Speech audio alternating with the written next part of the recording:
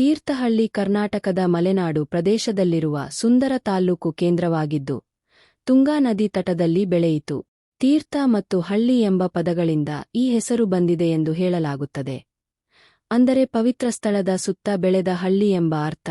ತೀರ್ಥಹಳ್ಳಿ ಪ್ರದೇಶವು ಪಶ್ಚಿಮ ಘಟ್ಟಗಳ ನೈಸರ್ಗಿಕ ಪರಿಸರದೊಂದಿಗೆ ಪ್ರಾಚೀನ ಕಾಲದಿಂದಲೇ ವಸತಿಗೆ ಅನುಕೂಲವಾಗಿತ್ತು. ಈ ಭಾಗವು ವಿವಿಧ ರಾಜವಂಶಗಳ ಆಳ್ವಿಕೆಯಲ್ಲಿ ಬೆಳವಣಿಗೆ ಕಂಡಿದೆ. ವಿಶೇಷವಾಗಿ ವಿಜಯನಗರ ಸಾಮ್ರಾಜ್ಯ ಕಾಲದಲ್ಲಿ ಹಾಗೂ ನಂತರದ ಸ್ಥಳೀಯ ಆಡಳಿತಗಳಲ್ಲಿ ಈ ಪ್ರದೇಶದ ಅಭಿವೃದ್ಧಿ ನಡೆದಿದೆ. ತೀರ್ಥಹಳ್ಳಿ ಅನೇಕ ದೇವಾಲಯಗಳು, ಮಠಗಳು ಮತ್ತು ಧಾರ್ಮಿಕ ಪರಂಪರೆಯಿಂದ ಪ್ರಸಿದ್ಧವಾಗಿದೆ. ಇತ್ತೀಚೆಗೆ ತಾಲೂಕಿನ ಭೀಮನಕಟ್ಟೆ ಪ್ರದೇಶದ ಭೀಮಸೇತು ಮಠದಲ್ಲಿ ತಿಗಳಾರಿ ಲಿಪಿಯ ಅಪರೂಪದ ಶಿಲಾಶಾಸನವು ಪತ್ತೆಯಾಗಿದೆ. ಇದು ಈ ಭಾಗದ ಐತಿಹಾಸಿಕ ಮಹತ್ವವನ್ನು ತೋರಿಸುತ್ತದೆ. ತೀರ್ಥಹಳ್ಳಿ ಕನ್ನಡ ಸಾಹಿತ್ಯಕ್ಕೂ ವಿಶೇಷ ಸ್ಥಾನ ಪಡೆದಿದೆ. ಈ ಭಾಗದ ಸಮೀಪದ ಕುವೆಂಪು ಅವರ ಕುಪ್ಪಳ್ಳಿ ಕನ್ನಡದ ಮಹಾನ್ ಕವಿ ಕುವೆಂಪು ಅವರ ಜನ್ಮಸ್ಥಳವಾಗಿದೆ. ಮಲೆನಾಡಿನ ಪ್ರಕೃತಿ, ತುಂಗಾ ನದಿ ಮತ್ತು ಸಾಂಸ್ಕೃತಿಕ ವಾತಾವರಣವು ಅವರ ಸಾಹಿತ್ಯದಲ್ಲಿ ಆಳವಾದ ಪ್ರಭಾವ ಬೀರಿದೆ. ಮಲೆನಾಡಿನ ಹಸಿರು ಕಾಡುಗಳು, ಮಳೆಯ ಸೊಬಗು ಮತ್ತು ಪ್ರಕೃತಿಯ ಮಡಿಲಲ್ಲಿರುವ ಕುಪ್ಪಳ್ಳಿ ಎಂಬ ಪುಟ್ಟ ಗ್ರಾಮದಲ್ಲಿ 1904 ಡಿಸೆಂಬರ್ 29ರಂದು ಒಂದು ಮಗು ಜನಿಸಿತು. ಆ ಮಗುವಿನ ಹೆಸರು ಕುಪ್ಪಾಲಿ ವೆಂಕಟಪ್ಪ ಪುಟಪ್ಪ. ಮುಂದೆ ಇದೇ ಬಾಲಕ ಕನ್ನಡ ಸಾಹಿತ್ಯ ಲೋಕವನ್ನು ಹೊಸ ಎತ್ತರಕ್ಕೆ ಕೊಂಡೊಯ್ಯುವ ರಾಷ್ಟ್ರಕವಿಯಾಗಿ ಬೆಳೆದನು. ಕುವೆಂಪು ಅವರ ತಂದೆ ವೆಂಕಟಪ್ಪಗೌಡ ಮತ್ತು ತಾಯಿ ಸೀತಮ್ಮ. ಬಾಲ್ಯದಿಂದಲೇ ಅವರು ಪ್ರಕೃತಿಯ ಜೊತೆ ಬೆಳೆದರು. ಮಲೆನಾಡಿನ ಮಳೆ, ಕಾಡು, ಹಕ್ಕಿಗಳ ಕೂಗು, ನದಿಗಳ ನಾದ ಮತ್ತು ಗ್ರಾಮೀಣ ಜೀವನ ಅವರ ಮನಸ್ಸಿನಲ್ಲಿ ಆಳವಾದ ಗುರುತು ಮೂಡಿಸಿತು. ಇದೇ ಅನುಭವಗಳು ಮುಂದೆ ಅವರ ಸಾಹಿತ್ಯಕ್ಕೆ ಆತ್ಮವಾದವು. ಶಾಲಾ ಶಿಕ್ಷಣದ ನಂತರ ಅವರು ಉನ್ನತ ಶಿಕ್ಷಣಕ್ಕಾಗಿ ಮೈಸೂರಿಗೆ ತೆರಳಿದರು. ಆರಂಭದಲ್ಲಿ ಇಂಗ್ಲಿಷ್ ಸಾಹಿತ್ಯದ ಮೇಲೆ ಆಸಕ್ತಿ ಹೊಂದಿದ್ದ ಅವರು ನಂತರ ಕನ್ನಡದತ್ತ ಹೆಚ್ಚು ಆಕರ್ಷಿತರಾದರು. ವಿದ್ಯಾರ್ಥಿ ಜೀವನದಲ್ಲೇ ಕವಿತೆ ಮತ್ತು ಲೇಖನಗಳನ್ನು ಬರೆಯಲು ಆರಂಭಿಸಿದರು. ಪದವಿ ಪೂರ್ಣಗೊಳಿಸಿದ ನಂತರ ಶಿಕ್ಷಕರಾಗಿ ಕೆಲಸ ಆರಂಭಿಸಿ, ಶಿಕ್ಷಣ ಮತ್ತು ಸಾಹಿತ್ಯ ಎರಡನ್ನೂ ಸಮಾನವಾಗಿ ಮುಂದುವರಿಸಿದರು. ಕಾಲಕ್ರಮೇಣ ಕುವೆಂಪು ಅವರು ಕನ್ನಡ ಸಾಹಿತ್ಯದಲ್ಲಿ ಹೊಸ ಚಿಂತನೆಗೆ ನಾಂದಿ ಹಾಡಿದರು.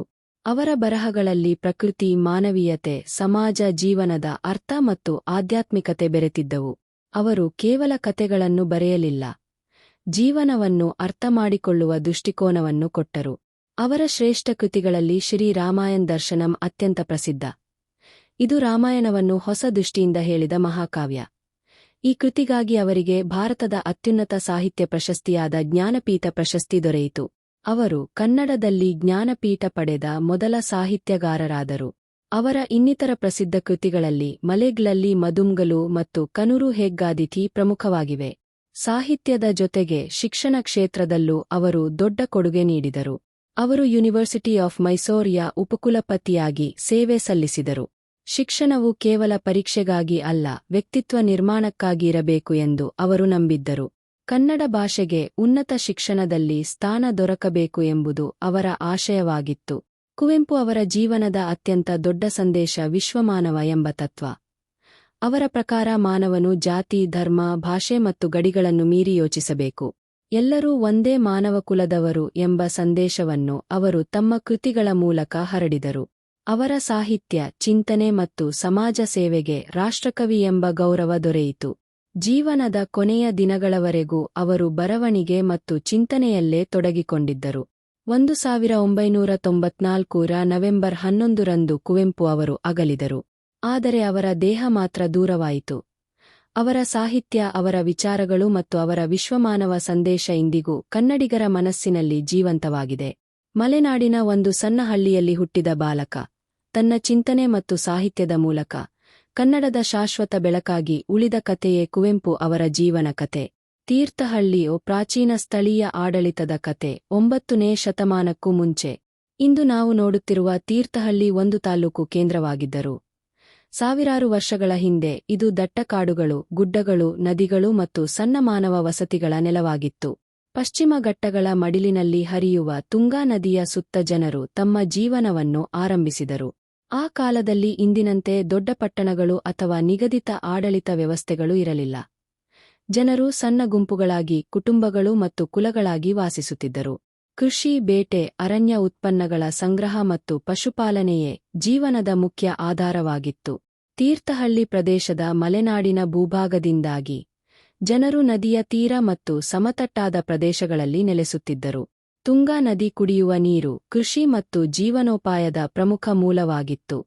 ಈ ಸಮಯದಲ್ಲಿ ಪ್ರತಿ ಪ್ರದೇಶಕ್ಕೂ ಸ್ಥಳೀಯ ನಾಯಕರು ಅಥವಾ ಗ್ರಾಮ ಮುಖ್ಯಸ್ಥರು ಇದ್ದರು. ಇವರು ಭೂಮಿ ಹಂಚಿಕೆ, ಕೃಷಿ ವ್ಯವಸ್ಥೆ, ಜನರ ನಡುವೆ ಉಂಟಾಗುವ ಸಮಸ್ಯೆಗಳ ಪರಿಹಾರ ಮತ್ತು ರಕ್ಷಣೆಯ ಹೊಣೆ ಹೊತ್ತಿದ್ದರು. ಇಂತಹ ವ್ಯವಸ್ಥೆಯನ್ನು ಸ್ಥಳೀಯ ಆಡಳಿತ ಎಂದು ಕರೆಯಬಹುದು. ಕಾಲಕ್ರಮೇಣ ಈ ಪ್ರದೇಶಗಳಲ್ಲಿ ಧಾರ್ಮಿಕ ಮತ್ತು ಸಾಂಸ್ಕೃತಿಕ ಚಟುವಟಿಕೆಗಳು ಬೆಳೆಯತೊಡಗಿದವು. ಜನರು ಪ್ರಕೃತಿಯನ್ನೇ ದೈವವೆಂದು ಪೂಜಿಸುತ್ತಿದ್ದರು. ಬೆಟ್ಟ, ಮರ, ನದಿ ಮತ್ತು ಮಳೆಯ ಆರಾಧನೆ ಸಾಮಾನ್ಯವಾಗಿತ್ತು. ನಂತರ ಸಣ್ಣ ದೇವಾಲಯಗಳು ಮತ್ತು ಆರಾಧನಾ ಕೇಂದ್ರಗಳು ಬೆಳೆಯಲು ಆರಂಭವಾಯಿತು. ಕ್ರಿ.ಶ. ಮೊದಲ 1000 ವರ್ಷಗಳಲ್ಲಿ ಮಲೆನಾಡು ಭಾಗಗಳ ಮೇಲೆ ವಿವಿಧ ಪ್ರಾದೇಶಿಕ ಶಕ್ತಿಗಳ ಪ್ರಭಾವ ಹೆಚ್ಚಾಯಿತು. ವ್ಯಾಪಾರ ಮಾರ್ಗಗಳು ಬೆಳೆಯುತ್ತಿದ್ದಂತೆ ತೀರ್ಥಹಳ್ಳಿಯಂತಹ ಒಳನಾಡಿನ ಪ್ರದೇಶಗಳು ಹೊರಜಗತ್ತಿನ ಸಂಪರ್ಕ ಪಡೆಯತೊಡಗಿದವು. 9ನೇ ಶತಮಾನದ ಹೊತ್ತಿಗೆ ಈ ಭಾಗ ಕ್ರಮೇಣ ದೊಡ್ಡ ರಾಜ್ಯಗಳ ಪ್ರಭಾವಕ್ಕೆ ಬರತೊಡಗಿತು. ನಂತರ Kadamba dynasty, western Ganga dynasty ಮತ್ತು ನಂತರದ ರಾಜವಂಶಗಳ ಪ್ರಭಾವ ಮಲೆನಾಡಿನ ಭಾಗಗಳ ಮೇಲೆ ಕಾಣಿಸತೊಡಗಿತು. ಆದರೆ ಈ ಎಲ್ಲಕ್ಕೂ ಮೊದಲು ತೀರ್ಥಹಳ್ಳಿಯ ಗುರುತು ಏನಿತ್ತು ಎಂದರೆ ನದಿ ತೀರದ ಸಣ್ಣ ವಸತಿಗಳು, ಪ್ರಕೃತಿಯ ಜೊತೆ ಬದುಕಿದ ಜನರು, ಸ್ಥಳೀಯ ಆಡಳಿತ ಮತ್ತು ಮಲೆನಾಡಿನ ಆರಂಭಿಕ ನಾಗರಿಕ ಜೀವನ. ಇದೇ ನಂತರದ ತೀರ್ಥಹಳ್ಳಿಯ ಐತಿಹಾಸಿಕ ಬೆಳವಣಿಗೆಗೆ ಅಡಿಪಾಯವಾಯಿತು. 14ನೇ ಶತಮಾನದ ಆರಂಭದಲ್ಲಿ ದಕ್ಷಿಣ ಭಾರತ ದೊಡ್ಡ ರಾಜಕೀಯ ಬದಲಾವಣೆಗಳನ್ನು ಕಂಡಿತು. ಉತ್ತರ ಭಾರತದಿಂದ ಬಂದ ದಾಳಿಗಳು ಮತ್ತು ಕೆಲವು ರಾಜ್ಯಗಳ ಕುಸಿತದ ನಂತರ ದಕ್ಷಿಣದಲ್ಲಿ ಬಲಿಷ್ಠ ಸಾಮ್ರಾಜ್ಯವನ್ನು ನಿರ್ಮಿಸುವ ಅಗತ್ಯ ಉಂಟಾಯಿತು. ಈ ಹಿನ್ನೆಲೆಯಲ್ಲೇ 1336ರಲ್ಲಿ ವಿಜಯನಗರ ಎಂಪೈರ್ ಸ್ಥಾಪನೆಯಾಯಿತು. ಈ ಸಾಮ್ರಾಜ್ಯವನ್ನು ಹರಿಹರ್ ಆಯ್ ಮತ್ತು ಬುಕ್ಕಾರಾಯ ಆಯ್ ಸ್ಥಾಪಿಸಿದರು. ರಾಜಧಾನಿ ಇಂದಿನ ಹಂಪಿಯಾಗಿತ್ತು. ವಿಜಯನಗರ ಸಾಮ್ರಾಜ್ಯವು ಕೇವಲ ಯುದ್ಧಗಳಲ್ಲಿ ಮಾತ್ರವಲ್ಲ, ಆಡಳಿತ, ವ್ಯಾಪಾರ, ಕೃಷಿ, ಧರ್ಮ ಮತ್ತು ಸಂಸ್ಕೃತಿಯಲ್ಲೂ ದೊಡ್ಡ ಪ್ರಭಾವ ಬೀರಿತು. ಅದರ ಆಡಳಿತದ ವ್ಯಾಪ್ತಿಯಲ್ಲಿ ಇಂದಿನ ತೀರ್ಥಹಳ್ಳಿ ಸೇರಿದಂತೆ ಮಲೆನಾಡಿನ ಅನೇಕ ಭಾಗಗಳು ಸೇರಿದ್ದವು. ಆ ಕಾಲದಲ್ಲಿ ತೀರ್ಥಹಳ್ಳಿ ಇಂದಿನಂತೆ ನಗರವಾಗಿರಲಿಲ್ಲ. ಇದು ದಟ್ಟ ಕಾಡುಗಳು, ಗುಡ್ಡಗಳು ಮತ್ತು ತುಂಗಾ ನದಿಯ ಸುತ್ತಲಿನ ಗ್ರಾಮಗಳ ಪ್ರದೇಶವಾಗಿತ್ತು. ವಿಜಯನಗರ ಅರಸರು ನೇರವಾಗಿ ಎಲ್ಲ ಪ್ರದೇಶಗಳನ್ನು ಆಡಳಿತ ಮಾಡುತ್ತಿರಲಿಲ್ಲ. ಬದಲಾಗಿ ಸ್ಥಳೀಯ ನಾಯಕರಿಗೆ ಮತ್ತು ಸಾಮಂತರಿಗೆ ಆಡಳಿತದ ಜವಾಬ್ದಾರಿ ನೀಡುತ್ತಿದ್ದರು. ಈ ವ್ಯವಸ್ಥೆಯಲ್ಲಿ ಸ್ಥಳೀಯ ನಾಯಕರು ತೆರಿಗೆ ಸಂಗ್ರಹ, ಕೃಷಿ ಅಭಿವೃದ್ಧಿ, ಭದ್ರತೆ ಮತ್ತು ಕಾನೂನು ವ್ಯವಸ್ಥೆಯನ್ನು ನೋಡಿಕೊಳ್ಳುತ್ತಿದ್ದರು. ಅದರ ಬದಲಿಗೆ ಅವರು ಸಾಮ್ರಾಜ್ಯಕ್ಕೆ ನಿಷ್ಠೆ ತೋರಿಸಿ ತೆರಿಗೆ ಮತ್ತು ಸೇನಾ ಬೆಂಬಲ ನೀಡುತ್ತಿದ್ದರು. ತೀರ್ಥಹಳ್ಳಿ ಪ್ರದೇಶದಲ್ಲಿ ಈ ಅವಧಿಯಲ್ಲಿ ಅರಣ್ಯ ಪ್ರದೇಶಗಳಲ್ಲಿ ಹೊಸ ವಸತಿಗಳು ಬೆಳೆದವು, ಕೃಷಿ ಚಟುವಟಿಕೆಗಳು ವಿಸ್ತರಿಸಿದವು, ದೇವಾಲಯ ಮತ್ತು ಧಾರ್ಮಿಕ ಕೇಂದ್ರಗಳ ಬೆಳವಣಿಗೆ ಕಂಡಿತು, ವ್ಯಾಪಾರ ಮಾರ್ಗಗಳ ಸಂಪರ್ಕ ಹೆಚ್ಚಾಯಿತು, ಮಲೆನಾಡಿನ ಆಡಳಿತ ವ್ಯವಸ್ಥೆ ಬಲವತ್ತಾಯಿತು. ಈ ಸಮಯದಲ್ಲೇ ಮಲೆನಾಡಿನಲ್ಲಿ ಕೆಲವು ಸ್ಥಳೀಯ ನಾಯಕರು ಹೆಚ್ಚು ಶಕ್ತಿಶಾಲಿಗಳಾಗಿ ಬೆಳೆಯತೊಡಗಿದರು. ಅವರಲ್ಲಿಯೇ ಮುಂದೆ ಕೆಳದಿ ನಾಯಕರು ಪ್ರಮುಖರಾದರು. ವಿಜಯನಗರ ಸಾಮ್ರಾಜ್ಯದ ಅಂತ್ಯದ ಹಂತದಲ್ಲಿ ಸ್ಥಳೀಯ ಆಡಳಿತಗಾರರ ಪ್ರಭಾವ ಹೆಚ್ಚಾಯಿತು. 1565ರಲ್ಲಿ ಬ್ಯಾಟಲ್ ಆಫ್ ತಾಲಿಕೋಟ ಯುದ್ಧದ ನಂತರ ವಿಜಯನಗರ ಸಾಮ್ರಾಜ್ಯದ ಶಕ್ತಿ ಕುಂದಿತು. ಇದರ ಪರಿಣಾಮವಾಗಿ ಮಲೆನಾಡು ಭಾಗಗಳಲ್ಲಿ ಸ್ಥಳೀಯ ಆಡಳಿತಗಳು ಬಲಗೊಂಡವು. ಈ ಹಿನ್ನೆಲೆಯಲ್ಲೇ ನಂತರ ಕೇಲಾಡಿ ನಾಯಕ್ ಕಿಂಗ್ಡಮ್ ಉದಯಿಸಿ ತೀರ್ಥಹಳ್ಳಿ ಸೇರಿದಂತೆ ಮಲೆನಾಡಿನ ಇತಿಹಾಸದಲ್ಲಿ ಹೊಸ ಅಧ್ಯಾಯ ಆರಂಭವಾಯಿತು. ತೀರ್ಥಹಳ್ಳಿಗೆ ವಿಜಯನಗರ ಕಾಲ ಎಂದರೆ ಮಲೆನಾಡಿನ ಸಣ್ಣ ಗ್ರಾಮಗಳಿಂದ ಸಂಘಟಿತ ಆಡಳಿತದತ್ತ ಸಾಗಿದ ಮತ್ತು ಮುಂದೆ ಕೆಳದಿ ಅರಸರ ಉದಯಕ್ಕೆ ಅಡಿಪಾಯ ಹಾಕಿದ ಯುಗ. ಮಲೆನಾಡಿನ ದಟ್ಟ ಕಾಡುಗಳು, ಮಂಜು ಆವರಿಸಿದ ಬೆಟ್ಟಗಳು, ತುಂಗಾ ನದಿಯ ನಾದ ಮತ್ತು ಗುಡ್ಡಗಳ ನಡುವೆ ನೆಲೆಸಿದ್ದ ತೀರ್ಥಹಳ್ಳಿ ಒಮ್ಮೆ ಸಾಮಾನ್ಯ ಗ್ರಾಮಗಳ ಸಮೂಹವಾಗಿತ್ತು. ಆದರೆ ಕಾಲ ಬದಲಾಯಿತು. ವಿಜಯನಗರ ಸಾಮ್ರಾಜ್ಯದ ಪ್ರಭಾವ ಕಡಿಮೆಯಾಗುತ್ತಿದ್ದಂತೆ ಮಲೆನಾಡಿನಲ್ಲಿ ಹೊಸ ಶಕ್ತಿ ಉದಯಿಸಿತು. ಅದು ಕೇಲಾಡಿ ನಾಯಕ್ ಕಿಂಗ್ಡಮ್. ಇದೇ ತೀರ್ಥಹಳ್ಳಿಯ ಇತಿಹಾಸವನ್ನು ಬದಲಿಸಿದ ಯುಗ. ಸುಮಾರು 1499ರ ವೇಳೆಗೆ ಸ್ಥಳೀಯ ಆಡಳಿತಗಾರನಾಗಿದ್ದ ಚೌದಪ್ಪ ನಾಯಕ್ ಮಲೆನಾಡಿನ ಭಾಗಗಳನ್ನು ಒಗ್ಗೂಡಿಸಿ ಕೆಳದಿ ರಾಜ್ಯದ ಅಡಿಪಾಯ ಹಾಕಿದರು. ಆರಂಭದಲ್ಲಿ ವಿಜಯನಗರ ಸಾಮ್ರಾಜ್ಯದ ಅಧೀನದಲ್ಲಿದ್ದ ಈ ಆಡಳಿತ ಕ್ರಮೇಣ ತನ್ನದೇ ಆದ ಬಲ ಮತ್ತು ಗುರುತನ್ನು ನಿರ್ಮಿಸಿತು. ಆ ಕಾಲದ ತೀರ್ಥಹಳ್ಳಿ ಇಂದಿನಂತೆ ರಸ್ತೆ, ನಗರ ಮತ್ತು ವ್ಯಾಪಾರ ಕೇಂದ್ರವಾಗಿರಲಿಲ್ಲ. ಇಲ್ಲಿ ಕಾಡು, ಬೆಟ್ಟ ಮತ್ತು ನದಿ ಆಧಾರಿತ ಜೀವನವೇ ಮುಖ್ಯವಾಗಿತ್ತು. ಜನರು ಅಕ್ಕಿ, ಅಡಿಕೆ, ಕಾಳುಗಳು ಮತ್ತು ಅರಣ್ಯ ಸಂಪನ್ಮೂಲಗಳ ಮೇಲೆ ಬದುಕುತ್ತಿದ್ದರು. ಆಡಳಿತದ ಮುಖ್ಯ ಉದ್ದೇಶ ಜನರ ರಕ್ಷಣೆ, ಕೃಷಿಯ ಬೆಳವಣಿಗೆ ಮತ್ತು ತೆರಿಗೆ ಸಂಗ್ರಹವಾಗಿತ್ತು. ಕೆಳದಿ ಅರಸರು ಮಲೆನಾಡಿನ ಭೌಗೋಳಿಕ ಪರಿಸ್ಥಿತಿಯನ್ನು ಚೆನ್ನಾಗಿ ಅರ್ಥಮಾಡಿಕೊಂಡಿದ್ದರು. ಅವರು ಎತ್ತರದ ಪ್ರದೇಶಗಳಲ್ಲಿ ಕೋಟೆಗಳನ್ನು ನಿರ್ಮಿಸಿ ರಾಜ್ಯವನ್ನು ಸುರಕ್ಷಿತಗೊಳಿಸಿದರು. ಇದೇ ಸಮಯದಲ್ಲಿ ತೀರ್ಥಹಳ್ಳಿಯ ಸಮೀಪದ ಕವಲೇದುರ್ಗ ಫೋರ್ಟ್ ಮಹತ್ವ ಪಡೆಯತೊಡಗಿತು. ಕವಲೇದುರ್ಗ ಕೋಟೆ ಕೇವಲ ಯುದ್ಧದ ಕೋಟೆಯಾಗಿರಲಿಲ್ಲ. ಅದು ಆಡಳಿತ, ರಕ್ಷಣಾ ವ್ಯವಸ್ಥೆ ಮತ್ತು ರಾಜಕೀಯ ಚಟುವಟಿಕೆಗಳ ಕೇಂದ್ರವಾಗಿತ್ತು. ಗುಡ್ಡದ ಮೇಲಿರುವ ಈ ಕೋಟೆ 4 ಕಡೆ ಕಾಡಿನಿಂದ ಆವರಿಸಲ್ಪಟ್ಟಿತ್ತು. ಶತ್ರುಗಳು ಸುಲಭವಾಗಿ ತಲುಪಲು ಸಾಧ್ಯವಾಗದಂತಹ ನೈಸರ್ಗಿಕ ರಕ್ಷಣೆಯನ್ನು ಹೊಂದಿತ್ತು. ಕೋಟೆಯೊಳಗೆ ಅರಮನೆಗಳು, ನೀರಿನ ಕೆರೆಗಳು, ದೇವಾಲಯಗಳು, ಕಾವಲು ಗೋಪುರಗಳು ಮತ್ತು ಆಡಳಿತ ಕಟ್ಟಡಗಳು ಇದ್ದವು. ನಂತರದ ಅವಧಿಯಲ್ಲಿ ಇದು ಕೆಳದಿ ರಾಜ್ಯದ ಪ್ರಮುಖ ಕೇಂದ್ರಗಳಲ್ಲಿ ಒಂದಾಯಿತು. ಕಾಲ ಮುಂದುವರಿದಂತೆ ಕೆಳದಿ ರಾಜ್ಯ ಇನ್ನಷ್ಟು ಬಲವಾಯಿತು. ಈ ಬೆಳವಣಿಗೆಯ ಶಿಖರಕ್ಕೆ ಕಾರಣರಾದವರು ಶಿವಪ್ಪ ನಾಯಕ್. ಅವರು 1645 ರಿಂದ 1660 ರವರೆಗೆ ಆಡಳಿತ ನಡೆಸಿದರು ಮತ್ತು ಕೆಳದಿ ರಾಜ್ಯವನ್ನು ಅತ್ಯಂತ ಶಕ್ತಿಶಾಲಿ ಹಂತಕ್ಕೆ ಕೊಂಡೊಯ್ದರು. ಶಿವಪ್ಪ ನಾಯಕರು ಯುದ್ಧದಲ್ಲಿ ಮಾತ್ರವಲ್ಲ, ಆಡಳಿತದಲ್ಲಿಯೂ ಪ್ರಸಿದ್ಧರಾಗಿದ್ದರು. ಅವರು ಭೂಮಾಪನ ಮತ್ತು ತೆರಿಗೆ ವ್ಯವಸ್ಥೆಯನ್ನು ಸುಧಾರಿಸಿದರು. ರೈತರಿಂದ ನ್ಯಾಯಯುತ ತೆರಿಗೆ ಪಡೆಯುವ ಕ್ರಮ ಜಾರಿಗೊಳಿಸಿದರು. ಕೃಷಿಗೆ ಉತ್ತೇಜನ ನೀಡಿದರು. ಮಲೆನಾಡಿನ ಗ್ರಾಮಗಳಲ್ಲಿ ಉತ್ಪಾದನೆ ಹೆಚ್ಚಿತು. ವ್ಯಾಪಾರ ಮಾರ್ಗಗಳು ಅಭಿವೃದ್ಧಿಯಾದವು. ಕರಾವಳಿ ಮತ್ತು ಒಳನಾಡಿನ ಸಂಪರ್ಕವೂ ಬಲವಾಯಿತು. ತೀರ್ಥಹಳ್ಳಿಯಲ್ಲಿ ಈ ಅವಧಿಯಲ್ಲಿ ಜನಜೀವನ ಕ್ರಮಬದ್ಧವಾಯಿತು. ದೇವಾಲಯಗಳು ಬೆಳೆಯಿತು, ಹಳ್ಳಿಗಳ ರಚನೆ ಗಟ್ಟಿಯಾಯಿತು ಮತ್ತು ಆಡಳಿತ ವ್ಯವಸ್ಥೆ ಬಲವತ್ತಾಯಿತು. ನಂತರ ಕೆಳದಿ ರಾಜ್ಯ ಮತ್ತೊಂದು ಮಹತ್ವದ ಹಂತವನ್ನು ಕಂಡಿತು. ರಾಜ್ಯವನ್ನು ಉಳಿಸಿದ ಧೈರ್ಯಶಾಲಿ ರಾಣಿ ಕೇಲಾಡಿ ಚೆನ್ನಮ್ಮ ಅಧಿಕಾರಕ್ಕೆ ಬಂದರು. ಅವರು 1672 ರಿಂದ 1697 ರವರೆಗೆ ಆಡಳಿತ ನಡೆಸಿದರು. ರಾಣಿ ಚೆನ್ನಮ್ಮ ಅವರ ಕಾಲ ರಾಜಕೀಯವಾಗಿ ಕಠಿಣವಾಗಿತ್ತು. ಹೊರಗಿನ ಒತ್ತಡಗಳು, ಯುದ್ಧಗಳು ಮತ್ತು ರಾಜ್ಯದ ಸವಾಲುಗಳ ನಡುವೆಯೂ ಅವರು ಕೆಳದಿ ರಾಜ್ಯವನ್ನು ಕಾಪಾಡಿದರು. ಅವರ ಆಡಳಿತದಲ್ಲಿ ಮಲೆನಾಡಿನ ಸ್ವಾಭಿಮಾನ ಮತ್ತು ಆಡಳಿತದ ಸ್ಥಿರತೆ ಉಳಿಯಿತು. ಈ ಅವಧಿಯಲ್ಲಿ ತೀರ್ಥಹಳ್ಳಿ ಕೇವಲ ಒಂದು ಗ್ರಾಮವಾಗಿರಲಿಲ್ಲ. ಅದು ಮಲೆನಾಡಿನ ಆಡಳಿತ, ಕೃಷಿ, ಸಂಸ್ಕೃತಿ ಮತ್ತು ರಕ್ಷಣಾ ವ್ಯವಸ್ಥೆಯ ಒಂದು ಪ್ರಮುಖ ಭಾಗವಾಗಿತ್ತು. ಆದರೆ ಕಾಲದೊಂದಿಗೆ ರಾಜ್ಯದ ಶಕ್ತಿ ಕಡಿಮೆಯಾಗತೊಡಗಿತು. 18ನೇ ಶತಮಾನದಲ್ಲಿ ರಾಜಕೀಯ ಬದಲಾವಣೆಗಳು ವೇಗ ಪಡೆದವು. ಕೊನೆಗೆ 1763 ರಲ್ಲಿ ಹೈದರ್ ಅಲಿ ಅವರ ಪ್ರಭಾವದಿಂದ ಕೆಳದಿ ರಾಜ್ಯ ಮೈಸೂರು ಆಡಳಿತಕ್ಕೆ ಸೇರಿತು. ಆದರೂ ಕೆಳದಿ ಅರಸರ ಕಾಲ ತೀರ್ಥಹಳ್ಳಿಯ ಇತಿಹಾಸದಲ್ಲಿ ಅಳಿಸಲಾಗದ ಗುರುತು ಬಿಟ್ಟಿತು. ಇಂದು ತೀರ್ಥಹಳ್ಳಿಯ ಬೆಟ್ಟಗಳು, ತುಂಗಾ ನದಿ ಮತ್ತು ಕವಲೇದುರ್ಗ ಕೋಟೆ ನೋಡಿದಾಗ ಕೆಳದಿ ನಾಯಕರ ಸುವರ್ಣಯುಗದ ಹೆಜ್ಜೆಗಳು ಇನ್ನೂ ಆ ನೆಲದಲ್ಲಿ ಕೇಳಿಸುತ್ತವೆ.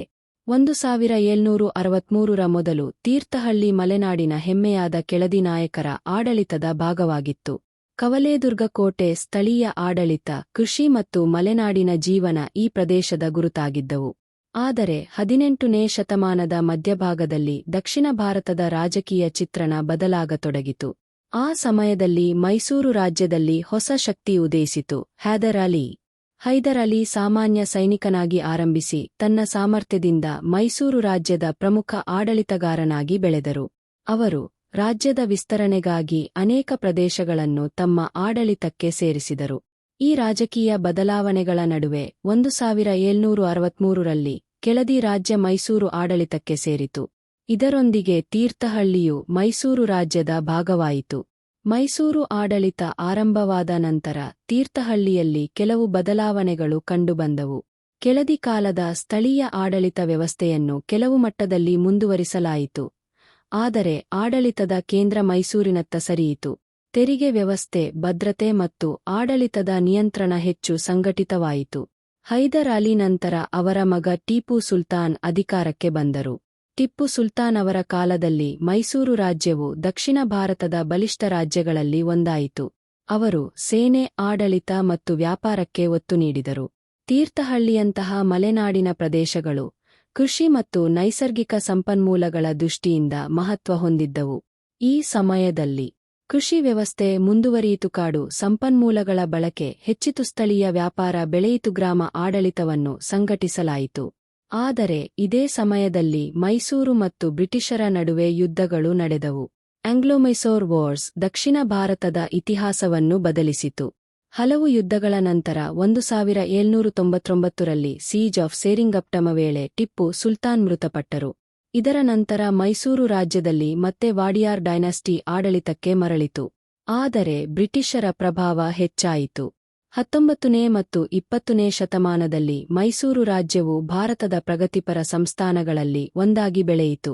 ಈ ಅವಧಿಯಲ್ಲಿ ರಸ್ತೆ ಮತ್ತು ಆಡಳಿತ ವ್ಯವಸ್ಥೆ ಅಭಿವೃದ್ಧಿಯಾಯಿತು, ಶಿಕ್ಷಣಕ್ಕೆ ಉತ್ತೇಜನ ದೊರೆಯಿತು, ಕೃಷಿ ಸುಧಾರಣೆಗಳು ನಡೆದವು, ಮಲೆನಾಡಿನ ಪ್ರದೇಶಗಳಿಗೆ ಆಡಳಿತ ಸಂಪರ್ಕ ಹೆಚ್ಚಿತು. ವಿಶೇಷವಾಗಿ ಕೃಷ್ಣರಾಜ ವಾಡಿಯಾರ್ 4 ಅವರ ಕಾಲದಲ್ಲಿ ಶಿಕ್ಷಣ, ಸಂಸ್ಕೃತಿ ಮತ್ತು ಅಭಿವೃದ್ಧಿಗೆ ಹೆಚ್ಚಿನ ಒತ್ತು ನೀಡಲಾಯಿತು. ಇದೇ ಕಾಲಘಟ್ಟದಲ್ಲಿ ಮಲೆನಾಡಿನ ಅನೇಕ ಪ್ರದೇಶಗಳು ಶಿಕ್ಷಣ ಮತ್ತು ಆಡಳಿತದ ಸಂಪರ್ಕಕ್ಕೆ ಬಂದವು. ಈ ಅವಧಿಯ ಕೊನೆಯಲ್ಲಿ ಭಾರತದಲ್ಲಿ ಸ್ವಾತಂತ್ರ್ಯ ಚಳುವಳಿ ಬಲವಾಯಿತು. ಕೊನೆಗೆ 1947ರಲ್ಲಿ ಭಾರತ ಸ್ವತಂತ್ರವಾಯಿತು ಮತ್ತು ತೀರ್ಥಹಳ್ಳಿ ಮೈಸೂರು ಸಂಸ್ಥಾನದ ಭಾಗವಾಗಿ ಹೊಸ ಭಾರತದ ಪಯಣವನ್ನು ಆರಂಭಿಸಿತು. 1763ರಿಂದ 1947ರವರೆಗಿನ ತೀರ್ಥಹಳ್ಳಿಯ ಕಥೆಯೆಂದರೆ, ಕೆಳದಿ ಅರಸರ ಕೋಟೆಗಳಿಂದ ಮೈಸೂರು ಆಡಳಿತಕ್ಕೆ, ಅಲ್ಲಿಂದ ಬ್ರಿಟಿಷರ ಪ್ರಭಾವದ ಮೂಲಕ ಸ್ವತಂತ್ರ ಭಾರತದತ್ತ ನಡೆದ ಐತಿಹಾಸಿಕ ಪಯಣ. 1947ರ ಆಗಸ್ಟ್ 15ರಂದು ಭಾರತ ಸ್ವಾತಂತ್ರ್ಯ ಪಡೆದಾಗ ತೀರ್ಥಹಳ್ಳಿಯ ಇತಿಹಾಸದಲ್ಲೂ ಹೊಸ ಅಧ್ಯಾಯ ಆರಂಭವಾಯಿತು. ಹಲವು ಶತಮಾನಗಳ ಕಾಲ ರಾಜರು, ಸಂಸ್ಥಾನಗಳು ಮತ್ತು ಸಾಮ್ರಾಜ್ಯಗಳ ಆಡಳಿತದಲ್ಲಿದ್ದ ಈ ಮಲೆನಾಡಿನ ಪ್ರದೇಶ ಈಗ ಸ್ವತಂತ್ರ ಭಾರತದ ಭಾಗವಾಯಿತು. ಸ್ವಾತಂತ್ರ್ಯದ ಸಮಯದಲ್ಲಿ ತೀರ್ಥಹಳ್ಳಿ ನೇರವಾಗಿ ಇಂದಿನ ಕರ್ನಾಟಕದ ಭಾಗವಾಗಿರಲಿಲ್ಲ. ಅದು ಆಗಿನ ಮೈಸೂರು ಸ್ಟೇಟ್, ಮೈಸೂರು ರಾಜ್ಯ ಆಡಳಿತದ ಅಡಿಯಲ್ಲಿ ಇತ್ತು. ರಾಜರ ಆಡಳಿತದಿಂದ ಪ್ರಜಾಪ್ರಭುತ್ವದ ಆಡಳಿತದತ್ತ ದೇಶ ಸಾಗತೊಡಗಿತು. ಸ್ವಾತಂತ್ರ್ಯದ ಆರಂಭಿಕ ವರ್ಷಗಳಲ್ಲಿ ಸರ್ಕಾರದ ಮುಖ್ಯ ಗುರಿ ಗ್ರಾಮೀಣ ಅಭಿವೃದ್ಧಿ, ಶಿಕ್ಷಣ, ರಸ್ತೆ, ಕೃಷಿ ಮತ್ತು ಆಡಳಿತ ವ್ಯವಸ್ಥೆಯನ್ನು ಬಲಪಡಿಸುವುದಾಗಿತ್ತು. ತೀರ್ಥಹಳ್ಳಿಯಂತಹ ಮಲೆನಾಡಿನ ಪ್ರದೇಶಗಳಿಗೂ ಕ್ರಮೇಣ ಹೊಸ ಅವಕಾಶಗಳು ತಲುಪತೊಡಗಿದವು. 1950ರಲ್ಲಿ ಭಾರತ ಗಣರಾಜ್ಯವಾದ ನಂತರ ಹೊಸ ಆಡಳಿತ ವ್ಯವಸ್ಥೆ ಜಾರಿಯಾಯಿತು. ಜಿಲ್ಲೆಗಳು, ತಾಲ್ಲೂಕುಗಳು ಮತ್ತು ಸ್ಥಳೀಯ ಆಡಳಿತ ವ್ಯವಸ್ಥೆಗಳು ಮತ್ತಷ್ಟು ಸಂಘಟಿತವಾದವು. ನಂತರ ಭಾರತದ ಇತಿಹಾಸದಲ್ಲಿ ಮಹತ್ವದ ಬದಲಾವಣೆ ಸಂಭವಿಸಿತು. 1956ರಲ್ಲಿ ಭಾಷಾವಾರು ರಾಜ್ಯಗಳ ಮರುರಚನೆ ನಡೆಯಿತು. ಇದರ ಪರಿಣಾಮವಾಗಿ ಕನ್ನಡ ಭಾಷೆಯ ಪ್ರದೇಶಗಳನ್ನು ಒಗ್ಗೂಡಿಸಿ ಮೈಸೂರು ರಾಜ್ಯವನ್ನು ವಿಸ್ತರಿಸಲಾಯಿತು. ತೀರ್ಥಹಳ್ಳಿಯು ಈ ಹೊಸ ಆಡಳಿತ ವ್ಯವಸ್ಥೆಯ ಭಾಗವಾಯಿತು. ಮುಂದೆ 1973ರಲ್ಲಿ ಮೈಸೂರು ರಾಜ್ಯಕ್ಕೆ ಕರ್ನಾಟಕ ಎಂದು ಹೆಸರು ಬದಲಾಯಿಸಲಾಯಿತು. ಇದರಿಂದ ತೀರ್ಥಹಳ್ಳಿ ಅಧಿಕೃತವಾಗಿ ಕರ್ನಾಟಕ ರಾಜ್ಯದ ಪ್ರಮುಖ ಮಲೆನಾಡು ಪ್ರದೇಶಗಳಲ್ಲಿ ಒಂದಾಗಿ ಗುರುತಿಸಲ್ಪಟ್ಟಿತು. ಸ್ವಾತಂತ್ರ್ಯದ ನಂತರ ತೀರ್ಥಹಳ್ಳಿಯಲ್ಲಿ ನಿಧಾನವಾಗಿ ಹಲವು ಬದಲಾವಣೆಗಳು ಕಂಡುಬಂದವು. ಗ್ರಾಮೀಣ ರಸ್ತೆ ಮತ್ತು ಸಂಪರ್ಕ ವ್ಯವಸ್ಥೆ ವಿಸ್ತಾರವಾಯಿತು, ಸರ್ಕಾರಿ ಶಾಲೆಗಳು ಮತ್ತು ಶಿಕ್ಷಣದ ಅವಕಾಶಗಳು ಹೆಚ್ಚಿದವು, ಕೃಷಿ ಅಭಿವೃದ್ಧಿಗೆ ಯೋಜನೆಗಳು ಜಾರಿಯಾದವು, ಅಕ್ಕಿ ಮತ್ತು ತೋಟಗಾರಿಕೆ ಆರ್ಥಿಕತೆಯ ಆಧಾರವಾಯಿತು, ಆರೋಗ್ಯ ಮತ್ತು ಆಡಳಿತ ಸೇವೆಗಳು ವಿಸ್ತರಿಸಿದವು. ತುಂಗಾ ನದಿ ಮತ್ತು ಮಲೆನಾಡಿನ ಪರಿಸರ ತೀರ್ಥಹಳ್ಳಿಯ ಜೀವನದ ಕೇಂದ್ರವಾಗಿಯೇ ಉಳಿದವು. ಕೃಷಿಯ ಜೊತೆಗೆ ಶಿಕ್ಷಣ ಮತ್ತು ಉದ್ಯೋಗದ ಅವಕಾಶಗಳು ಬೆಳೆಯತೊಡಗಿದವು. ತೀರ್ಥಹಳ್ಳಿ ಸಾಹಿತ್ಯ ಮತ್ತು ಸಂಸ್ಕೃತಿಯಲ್ಲಿಯೂ ಮಹತ್ವ ಉಳಿಸಿಕೊಂಡಿತು. ಸಮೀಪದ ಕುಪ್ಪಲ್ಲಿ ಕನ್ನಡದ ರಾಷ್ಟ್ರಕವಿ ಕುಪ್ಪಾಲಿ ವೆಂಕಟಪ್ಪ ಪುಟ್ಟಪ್ಪ ಅವರ ನೆನಪನ್ನು ಹೊತ್ತ ನೆಲವಾಗಿ ಗುರುತಿಸಲ್ಪಟ್ಟಿದೆ. ಇಂದಿನ ತೀರ್ಥಹಳ್ಳಿ ತನ್ನ ನೈಸರ್ಗಿಕ ಸೌಂದರ್ಯ, ತುಂಗಾ ನದಿ, ಮಲೆನಾಡಿನ ಸಂಸ್ಕೃತಿ, ಶಿಕ್ಷಣ ಮತ್ತು ಇತಿಹಾಸವನ್ನು ಒಂದೇ ವೇಳೆ ಉಳಿಸಿಕೊಂಡು ಮುಂದುವರಿಯುತ್ತಿದೆ. ಸ್ವತಂತ್ರ ಭಾರತದ ತೀರ್ಥಹಳ್ಳಿ ಎಂದರೆ ರಾಜರ ಆಡಳಿತದಿಂದ ಪ್ರಜಾಪ್ರಭುತ್ವಕ್ಕೆ, ಗ್ರಾಮದಿಂದ ಅಭಿವೃದ್ಧಿಯತ್ತ ಮತ್ತು ಇತಿಹಾಸದಿಂದ ಭವಿಷ್ಯದತ್ತ ಸಾಗುತ್ತಿರುವ ಮಲೆನಾಡಿನ ಹೆಮ್ಮೆಯ ಪಯಣ. ಕವಲೇದುರ್ಗ ಮಲೆನಾಡಿನ ಬೆಟ್ಟಗಳ ಮೇಲೆ ನಿಂತಿರುವ ಇತಿಹಾಸದ ಕೋಟೆ. ಕವಲೇದುರ್ಗ ಫೋರ್ಟ್ ತೀರ್ಥಹಳ್ಳಿಯ ಸಮೀಪದಲ್ಲಿರುವ ಕರ್ನಾಟಕದ ಅತ್ಯಂತ ಪ್ರಸಿದ್ಧ ಐತಿಹಾಸಿಕ ಕೋಟೆಗಳಲ್ಲಿ ಒಂದಾಗಿದೆ. ಮಲೆನಾಡಿನ ದಟ್ಟಕಾಡು, ಬೆಟ್ಟಗಳು ಮತ್ತು ನೈಸರ್ಗಿಕ ರಕ್ಷಣೆಯ ನಡುವೆ ನಿರ್ಮಿಸಲಾದ ಈ ಕೋಟೆ ಕೆಳದಿ ನಾಯಕರ ಕಾಲದ ವೈಭವವನ್ನು ಇಂದಿಗೂ ನೆನಪಿಸುತ್ತದೆ. ಶತಮಾನಗಳ ಹಿಂದೆ ಮಲೆನಾಡಿನ ಪ್ರದೇಶದಲ್ಲಿ ಆಡಳಿತ ನಡೆಸುತ್ತಿದ್ದ ಕೇಲಾಡಿ ನಾಯಕ್ ಕಿಂಗ್ಡಮ್ ತನ್ನ ರಾಜ್ಯವನ್ನು ಸುರಕ್ಷಿತವಾಗಿಡಲು ಬೆಟ್ಟಗಳ ಮೇಲಿನ ಕೋಟೆಗಳಿಗೆ ಮಹತ್ವ ನೀಡಿತು. ಅವುಗಳಲ್ಲಿ ಕವಲೇದುರ್ಗ ಅತ್ಯಂತ ಪ್ರಮುಖವಾಗಿತ್ತು. ಈ ಕೋಟೆಯ ಸ್ಥಳವನ್ನು ಆಯ್ಕೆ ಮಾಡಿದ ರೀತಿಯೇ ಅದರ ಬಲವನ್ನು ತೋರಿಸುತ್ತದೆ. ಎತ್ತರದ ಗುಡ್ಡ, ಸುತ್ತಲೂ ದಟ್ಟಕಾಡು, ದೂರದವರೆಗೆ ಕಾಣುವ ದೃಶ್ಯ ಮತ್ತು ನೈಸರ್ಗಿಕ ರಕ್ಷಣಾ ವ್ಯವಸ್ಥೆ. ಕವಲೇದುರ್ಗವನ್ನು ದೂರದಿಂದ ನೋಡಿದಾಗ ಅದು ಕೇವಲ ಬೆಟ್ಟದ ಮೇಲೆ ಇರುವ ಕಲ್ಲಿನ ಗೋಡೆಯಂತೆ ಕಾಣಬಹುದು. ಆದರೆ ಅದರೊಳಗೆ ಒಮ್ಮೆ ಜೀವಂತ ರಾಜಕೀಯ ಮತ್ತು ಆಡಳಿತದ ಕೇಂದ್ರ ಇತ್ತು. ಇತಿಹಾಸದ ಪ್ರಕಾರ ಈ ಕೋಟೆಯಲ್ಲಿ ರಾಜಮನೆ ಮತ್ತು ಆಡಳಿತ ಕಟ್ಟಡಗಳು, ಕಾವಲು ಗೋಪುರಗಳು, ಸೈನಿಕರ ವಾಸಸ್ಥಳಗಳು, ದೇವಾಲಯಗಳು, ನೀರಿನ ಸಂಗ್ರಹಣೆಗಾಗಿ ಕೆರೆಗಳು ಮತ್ತು ಬಾವಿಗಳು, ರಕ್ಷಣಾ ಗೋಡೆಗಳು ಮತ್ತು ಪ್ರವೇಶ ದ್ವಾರಗಳು ಇದ್ದವು. ಕೋಟೆಯ ವಿನ್ಯಾಸವೇ ಅದರ ವಿಶೇಷತೆ. ಬೆಟ್ಟದ ಎತ್ತರವನ್ನು ಬಳಸಿಕೊಂಡು ಶತ್ರುಗಳ ಚಲನವಲನವನ್ನು ದೂರದಿಂದಲೇ ಗಮನಿಸಲು ಸಾಧ್ಯವಾಗುತ್ತಿತ್ತು. ಯುದ್ಧದ ಸಮಯದಲ್ಲಿ ಇದು ನೈಸರ್ಗಿಕ ರಕ್ಷಣಾ ಕೇಂದ್ರವಾಗಿತ್ತು. ಕೆಳದಿ ರಾಜ್ಯದ ಬೆಳವಣಿಗೆಯೊಂದಿಗೆ ಈ ಕೋಟೆಯ ಮಹತ್ವವು ಹೆಚ್ಚಾಯಿತು. ವಿಶೇಷವಾಗಿ ಶಿವಪ್ಪ ನಾಯಕ್ ಅವರ ಕಾಲದಲ್ಲಿ ಮಲೆನಾಡಿನ ಆಡಳಿತ ಮತ್ತು ರಕ್ಷಣಾ ವ್ಯವಸ್ಥೆ ಇನ್ನಷ್ಟು ಬಲವಾಯಿತು. ನಂತರದ ಅವಧಿಯಲ್ಲಿ ಕವಲೇದುರ್ಗ ಕೆಳದಿ ಆಡಳಿತದ ಪ್ರಮುಖ ಕೇಂದ್ರಗಳಲ್ಲಿ ಒಂದಾಗಿ ಉಳಿಯಿತು. ಇಂದು ಕೋಟೆಯ ಕೆಲವು ಭಾಗಗಳು ಅವಶೇಷಗಳಾಗಿದ್ದರೂ ಅಲ್ಲಿಗೆ ಹೋಗುವ ಅನುಭವ ವಿಭಿನ್ನವಾಗಿದೆ. ಬೆಟ್ಟ ಏರುತ್ತಾ ಸಾಗುವ ದಾರಿಗಳು, ಕಾಡಿನ ಶಾಂತಿ, ಹಳೆಯ ಕಲ್ಲಿನ ಗೋಡೆಗಳು ಮತ್ತು ಮೇಲಿನಿಂದ ಕಾಣುವ ಮಲೆನಾಡಿನ ದೃಶ್ಯ ಪ್ರವಾಸಿಗರನ್ನು ಮತ್ತೊಂದು ಕಾಲಕ್ಕೆ ಕರೆದೊಯ್ಯುತ್ತದೆ. ಮಳೆಯ ಕಾಲದಲ್ಲಿ ಕವಲೇದುರ್ಗ ಇನ್ನಷ್ಟು ಸುಂದರವಾಗುತ್ತದೆ. ಮಂಜಿನ ನಡುವೆ ಕಾಣುವ ಕೋಟೆ ಇತಿಹಾಸ ಮತ್ತು ಪ್ರಕೃತಿ ಒಂದೇ ಚಿತ್ರದಲ್ಲಿ ಬೆರೆತಂತಿರುತ್ತದೆ. ಇಂದು ಕವಲೇದುರ್ಗ ಕೇವಲ ಒಂದು ಪ್ರವಾಸಿ ತಾಣವಲ್ಲ. ಇದು ಮಲೆನಾಡಿನ ಇತಿಹಾಸ, ಕೆಳದಿ ಅರಸರ ಶಕ್ತಿ ಮತ್ತು ಪ್ರಕೃತಿಯ ಜೊತೆ ಬೆಸೆದುಕೊಂಡಿರುವ ಕರ್ನಾಟಕದ ಜೀವಂತ ಪರಂಪರೆ. ಕುಂದಾದ್ರಿ ಬೆಟ್ಟ, ಮಲೆನಾಡಿನ ಮೌನ, ಜೈನ ಪರಂಪರೆ ಮತ್ತು ಸೂರ್ಯಾಸ್ತದ ಸೌಂದರ್ಯ. ಕುಂದದ್ರಿ ಹಿಲ್ ತೀರ್ಥಹಳ್ಳಿಯ ಸಮೀಪದಲ್ಲಿರುವ ಮಲೆನಾಡಿನ ಅತ್ಯಂತ ಸುಂದರ ಮತ್ತು ಆಧ್ಯಾತ್ಮಿಕ ತಾಣಗಳಲ್ಲಿ ಒಂದಾಗಿದೆ. ಸಮುದ್ರಮಟ್ಟದಿಂದ ಎತ್ತರದಲ್ಲಿರುವ ಈ ಬೆಟ್ಟ ಪ್ರಕೃತಿ, ಇತಿಹಾಸ ಮತ್ತು ಧ್ಯಾನದ ಅನುಭವವನ್ನು ಒಂದೇ ಸ್ಥಳದಲ್ಲಿ ನೀಡುತ್ತದೆ. ಮಲೆನಾಡಿನ ಹಸಿರು ಕಾಡುಗಳು ಮತ್ತು ಮಂಜಿನ ನಡುವೆ ಎದ್ದು ನಿಂತಿರುವ ಕುಂದಾದ್ರಿ ಕೇವಲ ಒಂದು ಬೆಟ್ಟವಲ್ಲ. ಇದು ಶಾಂತಿ ಮತ್ತು ಮೌನದ ಅನುಭವ ನೀಡುವ ಸ್ಥಳ. ಬೆಟ್ಟದ ಮೇಲಿನಿಂದ ನೋಡಿದಾಗ ಸುತ್ತಲಿನ ಕಾಡುಗಳು, ದೂರದ ಬೆಟ್ಟಗಳು ಮತ್ತು ಮೋಡಗಳ ನಡುವೆ ಹರಡಿರುವ ಪ್ರಕೃತಿ ಮನಸ್ಸಿಗೆ ವಿಶಿಷ್ಟ ಅನುಭವ ನೀಡುತ್ತದೆ. ಕುಂದಾದ್ರಿಯ ಇತಿಹಾಸ ಜೈನ ಪರಂಪರೆಯೊಂದಿಗೆ ಆಳವಾಗಿ ಸಂಬಂಧಿಸಿದೆ. ಬೆಟ್ಟದ ತುದಿಯಲ್ಲಿ ಪುರಾತನ ಜೈನ ಬಸದಿ ಇದೆ. ಸ್ಥಳೀಯ ನಂಬಿಕೆಯ ಪ್ರಕಾರ ಜೈನ ಮುನಿಗಳು ಇಲ್ಲಿ ತಪಸ್ಸು ಮತ್ತು ಧ್ಯಾನ ನಡೆಸುತ್ತಿದ್ದರು. ಈ ಕಾರಣದಿಂದ ಕುಂದಾದ್ರಿ ಹಲವು ಶತಮಾನಗಳಿಂದ ಆಧ್ಯಾತ್ಮಿಕ ಮಹತ್ವ ಪಡೆದಿದೆ. ಬೆಟ್ಟದ ಮೇಲಿರುವ ಜೈನ ದೇವಾಲಯ ಸರಳವಾದರೂ ಗಂಭೀರವಾದ ವಾಸ್ತುಶೈಲಿಯನ್ನು ಹೊಂದಿದೆ. ದೇವಾಲಯದ ಸುತ್ತಲಿನ ಶಾಂತ ವಾತಾವರಣ ಅಲ್ಲಿನ ಆಧ್ಯಾತ್ಮಿಕತೆಯನ್ನು ಇನ್ನಷ್ಟು ಅನುಭವಿಸುವಂತೆ ಮಾಡುತ್ತದೆ. ಕುಂದಾದ್ರಿಯ ಮತ್ತೊಂದು ವಿಶೇಷತೆಯೆಂದರೆ ಅಲ್ಲಿನ 2 ಸಣ್ಣ ನೀರಿನ ಕೊಳಗಳು. ಎತ್ತರದ ಬೆಟ್ಟದ ಮೇಲಿದ್ದರೂ ಈ ನೀರಿನ ಅಸ್ತಿತ್ವ ಸ್ಥಳಕ್ಕೆ ವಿಶೇಷ ಆಕರ್ಷಣೆ ನೀಡುತ್ತದೆ. ಆದರೆ ಕುಂದಾದ್ರಿಯನ್ನು ಹೆಚ್ಚು ಪ್ರಸಿದ್ಧಿಗೊಳಿಸಿರುವುದು ಅದರ ಸೂರ್ಯಾಸ್ತದ ದೃಶ್ಯ. ಸಂಜೆಯ ವೇಳೆಗೆ ಸೂರ್ಯ ನಿಧಾನವಾಗಿ ಬೆಟ್ಟಗಳ ಹಿಂದೆ ಅಸ್ತಮಿಸುವಾಗ ಆಕಾಶವು ಕಿತ್ತಳೆ, ಕೆಂಪು ಮತ್ತು ಚಿನ್ನದ ಬಣ್ಣಗಳಿಂದ ತುಂಬುತ್ತದೆ. ಮಂಜು ಮತ್ತು ಮೋಡಗಳ ನಡುವೆ ಹರಡುವ ಆ ಬೆಳಕು ಮಲೆನಾಡಿನ ಅದ್ಭುತ ದೃಶ್ಯವನ್ನು ಸೃಷ್ಟಿಸುತ್ತದೆ. ಈ ದೃಶ್ಯವನ್ನು ನೋಡಲು ಅನೇಕ ಪ್ರವಾಸಿಗರು ಮತ್ತು ಛಾಯಾಗ್ರಾಹಕರು ಇಲ್ಲಿಗೆ ಬರುತ್ತಾರೆ. ಮಳೆಯ ಕಾಲದಲ್ಲಿ ಕುಂದಾದ್ರಿ ಸಂಪೂರ್ಣವಾಗಿ ಹಸಿರಿನಿಂದ ಕಂಗೊಳಿಸುತ್ತದೆ. ಚಳಿಗಾಲದಲ್ಲಿ ಮಂಜು ಬೆಟ್ಟವನ್ನು ಆವರಿಸಿ ಕನಸಿನ ಲೋಕದ ಅನುಭವ ನೀಡುತ್ತದೆ. ಕುಂದಾದ್ರಿ ಸಾಹಿತ್ಯ ಮತ್ತು ಚಲನಚಿತ್ರ ಕ್ಷೇತ್ರದಲ್ಲಿಯೂ ಗಮನ ಸೆಳೆದಿದೆ. ಪ್ರಕೃತಿಯ ಸೌಂದರ್ಯದಿಂದ ಅನೇಕರು ಇದನ್ನು ವಿಶೇಷ ಸ್ಥಳವಾಗಿ ಗುರುತಿಸಿದ್ದಾರೆ. ಇಂದು ಕುಂದಾದ್ರಿ ಬೆಟ್ಟ ಎಂದರೆ ಜೈನ ಪರಂಪರೆಯ ನೆನಪು, ಮಲೆನಾಡಿನ ಮೌನ, ಮೋಡಗಳ ಮಧ್ಯೆ ಕಾಣುವ ಸೂರ್ಯಾಸ್ತ ಮತ್ತು ಮನಸ್ಸಿಗೆ ನೆಮ್ಮದಿ ನೀಡುವ ಪ್ರಕೃತಿಯ ಅನುಭವ. ಅಗುಂಬೆ, ದಕ್ಷಿಣ ಭಾರತದ ಚೆರಾಪುಂಜಿ. ಅಗುಂಬೆ ತೀರ್ಥಹಳ್ಳಿಯ ಸಮೀಪದಲ್ಲಿರುವ ಮಲೆನಾಡಿನ ಅತ್ಯಂತ ಪ್ರಸಿದ್ಧ ಸ್ಥಳಗಳಲ್ಲಿ ಒಂದಾಗಿದೆ. ಪಶ್ಚಿಮ ಘಟ್ಟಗಳ ಮಡಿಲಲ್ಲಿ ನೆಲೆಸಿರುವ ಅಗುಂಬೆ ತನ್ನ ಭಾರೀ ಮಳೆ, ದಟ್ಟ ಮಳೆಕಾಡುಗಳು, ಅದ್ಭುತ ಸೂರ್ಯಾಸ್ತ ಮತ್ತು ಜೀವ ವೈವಿಧ್ಯತೆಯಿಂದ ವಿಶ್ವದ ಗಮನ ಸೆಳೆದಿದೆ. ಇದನ್ನೇ ಕಾರಣವಾಗಿ ಅಗುಂಬೆಯನ್ನು ದಕ್ಷಿಣ ಭಾರತದ ಚೆರಾಪುಂಜಿ ಎಂದು ಕರೆಯಲಾಗುತ್ತದೆ. ಬೆಟ್ಟಗಳ ನಡುವೆ ಇರುವ ಈ ಪ್ರದೇಶ ವರ್ಷಪೂರ್ತಿ ತಂಪಾದ ವಾತಾವರಣ ಮತ್ತು ಹೆಚ್ಚಿನ ಮಳೆಗೆ ಪ್ರಸಿದ್ಧ. ಮಳೆಗಾಲದಲ್ಲಿ ಅಗುಂಬೆ ಸಂಪೂರ್ಣವಾಗಿ ಹಸಿರಿನಿಂದ ಆವರಿಸುತ್ತದೆ. ಮಂಜು, ಮೋಡಗಳು ಮತ್ತು ಮಳೆ ಸೇರಿ ಈ ಪ್ರದೇಶವನ್ನು ವಿಶಿಷ್ಟವಾಗಿ ರೂಪಿಸುತ್ತವೆ. ಹಳೆಯ ಕಾಲದಲ್ಲಿ ಅಗುಂಬೆ ಪಶ್ಚಿಮ ಕರಾವಳಿ ಮತ್ತು ಒಳನಾಡಿನ ನಡುವೆ ಸಂಪರ್ಕ ಹೊಂದಿದ್ದ ಪ್ರಮುಖ ಮಾರ್ಗಗಳಲ್ಲಿ ಒಂದಾಗಿತ್ತು. ಬೆಟ್ಟಗಳ ಮೂಲಕ ಸಾಗುವ ದಾರಿಗಳು ಜನರ ಸಂಚಾರ ಮತ್ತು ವ್ಯಾಪಾರಕ್ಕೆ ಸಹಾಯ ಮಾಡುತ್ತಿದ್ದವು.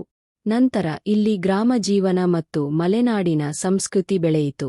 ಅಗುಂಬೆಯ ಅತ್ಯಂತ ಪ್ರಸಿದ್ಧ ಸ್ಥಳವೆಂದರೆ ಅದರ ಸೂರ್ಯಾಸ್ತದ ದೃಶ್ಯ. ಸಂಜೆ ಸಮಯದಲ್ಲಿ ಬೆಟ್ಟಗಳ ಹಿಂದೆ ನಿಧಾನವಾಗಿ ಅಸ್ತಮಿಸುವ ಸೂರ್ಯ ಮತ್ತು ಮೋಡಗಳ ನಡುವೆ ಹರಡುವ ಬೆಳಕು ಅದ್ಭುತ ಅನುಭವ ನೀಡುತ್ತದೆ. ಸೂರ್ಯಾಸ್ತವನ್ನು ನೋಡಲು ಪ್ರತಿದಿನ ಅನೇಕ ಪ್ರವಾಸಿಗರು ಇಲ್ಲಿಗೆ ಬರುತ್ತಾರೆ. ಅಗುಂಬೆಯ ಮತ್ತೊಂದು ವಿಶೇಷತೆ ಅದರ ಮಳೆಕಾಡುಗಳು. ಈ ಕಾಡುಗಳಲ್ಲಿ ಅನೇಕ ಅಪರೂಪದ ಸಸ್ಯಗಳು ಮತ್ತು ಜೀವಿಗಳು ಕಂಡುಬರುತ್ತವೆ. ಇಲ್ಲಿನ ಪರಿಸರ ವ್ಯವಸ್ಥೆ ಪಶ್ಚಿಮ ಘಟ್ಟಗಳ ಜೀವ ವೈವಿಧ್ಯದ ಮಹತ್ವವನ್ನು ತೋರಿಸುತ್ತದೆ. ಅಗುಂಬೆ ವಿಶ್ವಮಟ್ಟದಲ್ಲಿಯೂ ಪ್ರಸಿದ್ಧವಾಗಿದೆ, ಏಕೆಂದರೆ ಇಲ್ಲಿ ರಾಜನಾಗರ ಹಾವುಗಳ ಅಧ್ಯಯನ ಮತ್ತು ಸಂರಕ್ಷಣೆಗೆ ಸಂಬಂಧಿಸಿದ ಕಾರ್ಯಗಳು ನಡೆದಿವೆ. ಮಳೆಕಾಡುಗಳ ಪರಿಸರ ಅಧ್ಯಯನಕ್ಕೂ ಇದು ಪ್ರಮುಖ ಪ್ರದೇಶವಾಗಿದೆ. ಅಗುಂಬೆಯ ರಸ್ತೆಗಳಲ್ಲಿ ಪ್ರಯಾಣಿಸುವಾಗ ಒಂದು ಕಡೆ ಆಳವಾದ ಕಣಿವೆಗಳು ಮತ್ತೊಂದು ಕಡೆ ಹಸಿರು ಕಾಡುಗಳು ಕಾಣುತ್ತವೆ. ಮಳೆಗಾಲದಲ್ಲಿ ಸಣ್ಣ ಜಲಪಾತಗಳು ಮತ್ತು ನೀರಿನ ಹರಿವುಗಳು ಈ ಪ್ರದೇಶದ ಸೌಂದರ್ಯವನ್ನು ಇನ್ನಷ್ಟು ಹೆಚ್ಚಿಸುತ್ತವೆ. ಅಗುಂಬೆ ಎಂದರೆ ಕೇವಲ ಒಂದು ಹಳ್ಳಿ ಅಲ್ಲ. ಇದು ಮಳೆ, ಮಂಜು, ಕಾಡು, ಸೂರ್ಯಾಸ್ತ ಮತ್ತು ಮಲೆನಾಡಿನ ನೈಸರ್ಗಿಕ ಜೀವನವನ್ನು ಒಂದೇ ಕಡೆ ಅನುಭವಿಸುವ ಪ್ರಕೃತಿಯ ಅದ್ಭುತ ಲೋಕ. ತುಂಗಾ ನದಿಯ ತಟದಲ್ಲಿ ನೆಲೆಸಿರುವ ತೀರ್ಥಹಳ್ಳಿಯ ಗುರುತಾಗಿ ಕಾಣಿಸಿಕೊಳ್ಳುವ ಸ್ಥಳವೇ ತುಂಗಾ ಸೇತುವೆ. ಮಲೆನಾಡಿನ ಮಳೆ, ನದಿಯ ನಿಶ್ಶಬ್ದ ಹರಿವು ಮತ್ತು ಹಸಿರಿನ ಮಧ್ಯೆ ನಿಂತಿರುವ ಈ ಸೇತುವೆ ಕೇವಲ ಸಂಚಾರದ ಮಾರ್ಗವಲ್ಲ, ತೀರ್ಥಹಳ್ಳಿಯ ಜೀವನದ ಭಾಗವಾಗಿದೆ. ಹಿಂದೆ ಜನರು ನದಿಯನ್ನು ದಾಟಲು ದೋಣಿ ಅಥವಾ ತಾತ್ಕಾಲಿಕ ಮಾರ್ಗಗಳನ್ನು ಬಳಸುತ್ತಿದ್ದರು. ಮಳೆಗಾಲದಲ್ಲಿ ನದಿ ತುಂಬಿ ಹರಿದಾಗ ಒಂದು ದಡದಿಂದ ಮತ್ತೊಂದು ದಡಕ್ಕೆ ಹೋಗುವುದು ಕಷ್ಟವಾಗುತ್ತಿತ್ತು. ಈ ಅಗತ್ಯದಿಂದ ನಿರ್ಮಾಣವಾದ ತುಂಗಾ ಸೇತುವೆ ಜನರ ಬದುಕಿಗೆ ಹೊಸ ಸಂಪರ್ಕ ನೀಡಿತು. ಸೇತುವೆ ನಿರ್ಮಾಣವಾದ ನಂತರ ಗ್ರಾಮಗಳು ಪಟ್ಟಣದೊಂದಿಗೆ ಸಂಪರ್ಕ ಹೊಂದಿ ವ್ಯಾಪಾರ, ಕೃಷಿ ಮತ್ತು ದೈನಂದಿನ ಜೀವನ ಸುಲಭವಾಯಿತು.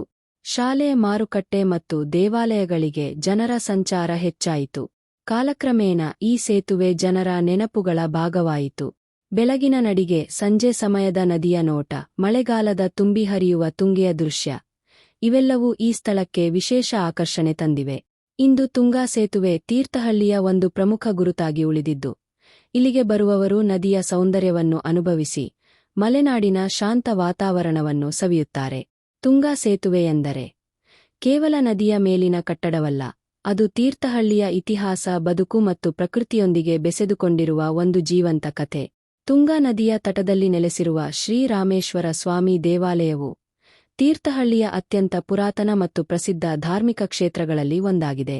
ಈ ದೇವಾಲಯವು ಕೇವಲ ಪೂಜೆಯ ಸ್ಥಳವಲ್ಲ, ಇದು ಭಕ್ತಿ, ಪರಂಪರೆ ಮತ್ತು ಸ್ಥಳೀಯ ನಂಬಿಕೆಗಳ ಕೇಂದ್ರವಾಗಿದೆ. ಸ್ಥಳೀಯ ಜನಪ್ರತೀತಿಯ ಪ್ರಕಾರ ಪರಶುರಾಮರು ತಮ್ಮ ತಪಸ್ಸಿನ ಸಂದರ್ಭದಲ್ಲಿ ಈ ಕ್ಷೇತ್ರದಲ್ಲಿ ಶಿವಲಿಂಗವನ್ನು ಪ್ರತಿಷ್ಠಾಪಿಸಿ ಪೂಜೆ ನಡೆಸಿದರು ಎಂಬ ನಂಬಿಕೆಯಿದೆ. ಅದರಿಂದ ಈ ಕ್ಷೇತ್ರಕ್ಕೆ ವಿಶೇಷ ಪವಿತ್ರತೆ ದೊರೆತಿದೆ. ತುಂಗಾ ನದಿಯ ಶಾಂತ ಹರಿವಿನ ಪಕ್ಕದಲ್ಲಿರುವ ದೇವಾಲಯವು ಭಕ್ತರಿಗೆ ಆಧ್ಯಾತ್ಮಿಕ ನೆಮ್ಮದಿಯನ್ನು ನೀಡುತ್ತದೆ. ಅನೇಕ ವರ್ಷಗಳಿಂದ ಇಲ್ಲಿನ ಪೂಜೆಗಳು, ಆಚರಣೆಗಳು ಮತ್ತು ಜಾತ್ರೆಗಳು ಸ್ಥಳೀಯ ಸಂಸ್ಕೃತಿಯ ಭಾಗವಾಗಿ ಉಳಿದಿವೆ. ವಿಶೇಷವಾಗಿ ಎಲ್ಲೂ ಅಮಾವಾಸ್ಯೆ ಜಾತ್ರೆ ಸಮಯದಲ್ಲಿ ಸಾವಿರಾರು ಭಕ್ತರು ದೇವರ ದರ್ಶನಕ್ಕಾಗಿ ಆಗಮಿಸುತ್ತಾರೆ. ಆ ಸಂದರ್ಭದಲ್ಲಿ ದೇವಾಲಯದ ಸುತ್ತ ಭಕ್ತಿಭಾವ, ಪೂಜೆ, ಧಾರ್ಮಿಕ ಕಾರ್ಯಕ್ರಮಗಳು ಮತ್ತು ಉತ್ಸವದ ವಾತಾವರಣ ತುಂಬಿರುತ್ತದೆ. ಇಂದಿಗೂ ಶ್ರೀ ರಾಮೇಶ್ವರ ಸ್ವಾಮಿ ದೇವಾಲಯವು ತೀರ್ಥಹಳ್ಳಿಯ ಧಾರ್ಮಿಕ ಗುರುತಾಗಿ ಉಳಿದಿದ್ದು, ಭಕ್ತಿ ಮತ್ತು ಪರಂಪರೆಯನ್ನು ಮುಂದುವರಿಸಿಕೊಂಡು ಹೋಗುತ್ತಿರುವ ಮಹತ್ವದ ಕ್ಷೇತ್ರವಾಗಿದೆ. ತೀರ್ಥಹಳ್ಳಿಯ ಸಮೀಪದಲ್ಲಿರುವ ಶ್ರೀ ಭೀಮನಕಟ್ಟೆ ಮಠವು ಧಾರ್ಮಿಕ, ಸಾಂಸ್ಕೃತಿಕ ಮತ್ತು ಐತಿಹಾಸಿಕ ಮಹತ್ವ ಹೊಂದಿರುವ ಪ್ರಸಿದ್ಧ ಆಧ್ಯಾತ್ಮಿಕ ಕೇಂದ್ರವಾಗಿದೆ. ಮಲೆನಾಡಿನ ಶಾಂತ ವಾತಾವರಣದ ಮಧ್ಯೆ ನೆಲೆಸಿರುವ ಈ ಮಠವು ಹಲವು ವರ್ಷಗಳಿಂದ ಭಕ್ತಿ, ಜ್ಞಾನ ಮತ್ತು ಪರಂಪರೆಯ ಬೆಳಕನ್ನು ಹರಡುತ್ತಿದೆ. ಸ್ಥಳೀಯರ ನಂಬಿಕೆಯ ಪ್ರಕಾರ ಈ ಪ್ರದೇಶವು ಪುರಾತನ ಕಾಲದಿಂದಲೂ ಧ್ಯಾನ, ಪೂಜೆ ಮತ್ತು ಆಧ್ಯಾತ್ಮಿಕ ಚಟುವಟಿಕೆಗಳಿಗೆ ಹೆಸರುವಾಸಿಯಾಗಿತ್ತು. ಕಾಲಕ್ರಮೇಣ ಇಲ್ಲಿ ಮಠದ ವ್ಯವಸ್ಥೆ ರೂಪುಗೊಂಡು ಭಕ್ತರ ಕೇಂದ್ರವಾಗಿ ಬೆಳೆಯಿತು. ಮಠವು ಕೇವಲ ಧಾರ್ಮಿಕ ಆಚರಣೆಗಳಿಗೆ ಮಾತ್ರ ಸೀಮಿತವಾಗದೆ, ಸಮಾಜದಲ್ಲಿ ಮೌಲ್ಯಗಳು, ಸಂಸ್ಕೃತಿ ಮತ್ತು ಆಧ್ಯಾತ್ಮಿಕ ಜೀವನವನ್ನು ಬೆಳೆಸುವ ಕಾರ್ಯವನ್ನು ಮಾಡುತ್ತಿದೆ. ಮಠದ ಪರಿಸರದಲ್ಲಿ ಕಾಣುವ ಶಾಂತಿ ಮತ್ತು ಸರಳತೆ ಇಲ್ಲಿಗೆ ಬರುವ ಭಕ್ತರಿಗೆ ಮನಃಶಾಂತಿಯನ್ನು ನೀಡುತ್ತದೆ. ವಿವಿಧ ಧಾರ್ಮಿಕ ಕಾರ್ಯಕ್ರಮಗಳು, ಪೂಜೆಗಳು ಮತ್ತು ವಿಶೇಷ ದಿನಗಳ ಆಚರಣೆಗಳು ವರ್ಷಪೂರ್ತಿ ನಡೆಯುತ್ತವೆ. ದೂರದ ಊರುಗಳಿಂದಲೂ ಭಕ್ತರು ಭೇಟಿ ನೀಡಿ ಆಶೀರ್ವಾದ ಪಡೆಯುತ್ತಾರೆ. ಇಂದಿಗೂ ಶ್ರೀ ಭೀಮನಕಟ್ಟೆ ಮಠವು ತೀರ್ಥಹಳ್ಳಿಯ ಪ್ರಮುಖ ಆಧ್ಯಾತ್ಮಿಕ ಗುರುತುಗಳಲ್ಲಿ ಒಂದಾಗಿ ಉಳಿದು, ಪರಂಪರೆ ಮತ್ತು ಭಕ್ತಿಯ ಸಂದೇಶವನ್ನು ಮುಂದುವರಿಸಿಕೊಂಡು ಸಾಗುತ್ತಿದೆ. ತೀರ್ಥಹಳ್ಳಿಯ ಸುತ್ತಮುತ್ತಲಿನ ಹಸಿರು ಬೆಟ್ಟಗಳ ನಡುವೆ ನೆಲೆಸಿರುವ ಚಿಬ್ಬಳುಗುಡ್ಡೆ ಶ್ರೀಗಣಪತಿ ದೇವಸ್ಥಾನವು ಭಕ್ತಿ ಮತ್ತು ಪ್ರಕೃತಿಯ ಸುಂದರ ಸಂಗಮವಾಗಿದೆ. ಬೆಟ್ಟದ ಮೇಲಿರುವ ಈ ದೇವಸ್ಥಾನವು ವರ್ಷಗಳಿಂದ ಸ್ಥಳೀಯ ಭಕ್ತರ ನಂಬಿಕೆ ಮತ್ತು ಆರಾಧನೆಯ ಕೇಂದ್ರವಾಗಿ ಪ್ರಸಿದ್ಧವಾಗಿದೆ. ಸ್ಥಳೀಯ ನಂಬಿಕೆಗಳ ಪ್ರಕಾರ ಈ ಸ್ಥಳವು ಪುರಾತನ ಕಾಲದಿಂದಲೇ ಗಣಪತಿ ಆರಾಧನೆಗೆ ಮಹತ್ವ ಪಡೆದಿದ್ದು, ಭಕ್ತರು ತಮ್ಮ ಜೀವನದ ಶುಭಾರಂಭ, ಯಶಸ್ಸು ಮತ್ತು ವಿಘ್ನ ನಿವಾರಣೆಗೆ ಇಲ್ಲಿಗೆ ಭೇಟಿ ನೀಡುತ್ತಿದ್ದರು. ಗಣಪತಿಯನ್ನು ವಿಘ್ನಹರ್ತ ಎಂದು ನಂಬುವ ಭಕ್ತರು ವಿಶೇಷ ದಿನಗಳಲ್ಲಿ ಪೂಜೆ ಸಲ್ಲಿಸಿ ಆಶೀರ್ವಾದ ಪಡೆಯುತ್ತಾರೆ. ಈ ದೇವಾಲಯದ ಮತ್ತೊಂದು ವಿಶೇಷತೆ ಅದರ ನೈಸರ್ಗಿಕ ಪರಿಸರ. ದೇವಾಲಯದ ಕಡೆಗೆ ಸಾಗುವ ದಾರಿಯಲ್ಲಿ ಕಾಣುವ ಬೆಟ್ಟಗಳು, ಹಸಿರು ವಾತಾವರಣ ಮತ್ತು ಮಲೆನಾಡಿನ ತಂಪು ಇಲ್ಲಿಗೆ ಬರುವವರಿಗೆ ವಿಶಿಷ್ಟ ಅನುಭವ ನೀಡುತ್ತದೆ. ಬೆಟ್ಟದ ಮೇಲಿಂದ ಕಾಣುವ ಸುತ್ತಲಿನ ದೃಶ್ಯ ಮನಸ್ಸಿಗೆ ಶಾಂತಿ ಮತ್ತು ನೆಮ್ಮದಿಯನ್ನು ನೀಡುತ್ತದೆ. ಹಬ್ಬದ ದಿನಗಳು ಮತ್ತು ವಿಶೇಷ ಪೂಜೆಯ ಸಂದರ್ಭಗಳಲ್ಲಿ ಅನೇಕ ಭಕ್ತರು ಇಲ್ಲಿ ಸೇರಿ ಧಾರ್ಮಿಕ ಆಚರಣೆಗಳಲ್ಲಿ ಭಾಗವಹಿಸುತ್ತಾರೆ. ಇಂದು ಚಿಬ್ಬಳುಗುಡ್ಡೆ ಶ್ರೀಗಣಪತಿ ದೇವಸ್ಥಾನವು ಕೇವಲ ಪೂಜಾ ಸ್ಥಳವಲ್ಲ, ತೀರ್ಥಹಳ್ಳಿಯ ಪ್ರಕೃತಿ, ಭಕ್ತಿ ಮತ್ತು ಪರಂಪರೆಯನ್ನು ಒಂದೇ ಸ್ಥಳದಲ್ಲಿ ಅನುಭವಿಸುವ ವಿಶೇಷ ತಾಣವಾಗಿದೆ. ತೀರ್ಥಹಳ್ಳಿಯ ನೈಸರ್ಗಿಕ ಸೌಂದರ್ಯದ ಮಧ್ಯೆ ನೆಲೆಸಿರುವ ಮುರುಘವದೆ ಶ್ರೀ ಮಲ್ಲಿಕಾರ್ಜುನ ಸ್ವಾಮಿ ದೇವಸ್ಥಾನವು ಭಕ್ತಿ, ಪ್ರಕೃತಿ ಮತ್ತು ಶಾಂತಿಯ ಸಂಗಮವಾಗಿ ಪ್ರಸಿದ್ಧವಾಗಿದೆ. ಮಲೆನಾಡಿನ ಹಸಿರು ವಾತಾವರಣದ ನಡುವೆ ಇರುವ ಈ ದೇವಾಲಯವು ಹಲವು ವರ್ಷಗಳಿಂದ ಸ್ಥಳೀಯರ ನಂಬಿಕೆ ಮತ್ತು ಆರಾಧನೆಯ ಪ್ರಮುಖ ಕೇಂದ್ರವಾಗಿದೆ. ಸ್ಥಳೀಯ ಜನಪ್ರತೀತಿಗಳ ಪ್ರಕಾರ ಈ ಕ್ಷೇತ್ರವು ಶಿವಾರಾಧನೆಗೆ ಪುರಾತನ ಕಾಲದಿಂದ ಮಹತ್ವ ಪಡೆದಿದೆ. ಸುತ್ತಲಿನ ಪ್ರಕೃತಿ ಮತ್ತು ಶಾಂತ ವಾತಾವರಣದ ಕಾರಣ ಅನೇಕ ಭಕ್ತರು ಇಲ್ಲಿ ದರ್ಶನದ ಜೊತೆಗೆ ಮನಶಾಂತಿಗಾಗಿ ಬರುತ್ತಾರೆ. ದೇವಾಲಯದ ಆವರಣಕ್ಕೆ ಕಾಲಿಟ್ಟಾಗಲೇ ಹೊರಗಿನ ಗದ್ದಲದಿಂದ ದೂರವಾದ ಅನುಭವ ಉಂಟಾಗುತ್ತದೆ. ಈ ಕ್ಷೇತ್ರದ ಮತ್ತೊಂದು ವಿಶೇಷತೆ ಅದರ ಪರಿಸರ. ಮಳೆಗಾಲದಲ್ಲಿ ಹಸಿರಿನಿಂದ ತುಂಬಿರುವ ಬೆಟ್ಟಗಳು ಮತ್ತು ತಂಪಾದ ವಾತಾವರಣ ದೇವಾಲಯದ ಆಧ್ಯಾತ್ಮಿಕ ಅನುಭವವನ್ನು ಇನ್ನಷ್ಟು ವಿಶೇಷಗೊಳಿಸುತ್ತವೆ.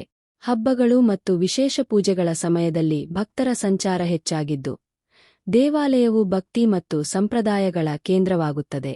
ಇಂದು ಮುರುಘವದೆ ಶ್ರೀ ಮಲ್ಲಿಕಾರ್ಜುನ ಸ್ವಾಮಿ ದೇವಸ್ಥಾನವು ಕೇವಲ ದೇವರ ದರ್ಶನದ ಸ್ಥಳವಲ್ಲ, ಪ್ರಕೃತಿಯ ಮಡಿಲಿನಲ್ಲಿ ನೆಮ್ಮದಿ, ಭಕ್ತಿ ಮತ್ತು ಆಧ್ಯಾತ್ಮಿಕ ಅನುಭವವನ್ನು ನೀಡುವ ತೀರ್ಥಹಳ್ಳಿಯ ವಿಶೇಷ ಧಾರ್ಮಿಕ ತಾಣವಾಗಿದೆ.